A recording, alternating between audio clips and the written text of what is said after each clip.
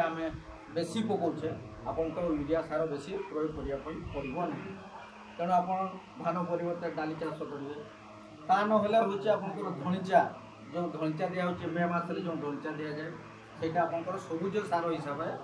କାମ କରେ ସେଥିରେ ମଧ୍ୟ ଆପଣଙ୍କର ଜମିରେ ସେ ଯବକ୍ଷାରଜାନ ସାରର ପରିମାଣ ବୃଦ୍ଧି କରେ ତେଣୁ ଆପଣ ଧଣିଚା ଚାଷ କଲେ ମଧ୍ୟ ସବୁଜ ସାର ପାଇପାରିବେ ଏବଂ ଆପଣ ଯଦି ଡାଲି ଜାତୀୟ ଫସଲ ଚାଷ କରିବେ ଆପଣ ମଧ୍ୟ ଆପଣଙ୍କର ମାଟିରେ ସେ ଯବକ୍ଷାରଜାନର ପରିମାଣ ବଢ଼ିପାରିବ ତେଣୁ ବର୍ତ୍ତମାନ ସମୟ ଆସିଛି ଯେ ଆପଣମାନେ ମାଟିକୁ ପରୀକ୍ଷା କରନ୍ତୁ ମାଟିକୁ ପରୀକ୍ଷା ନ କଲେ ଆପଣମାନେ ଜାଣିପାରିବେ ନାହିଁ ଆପଣଙ୍କର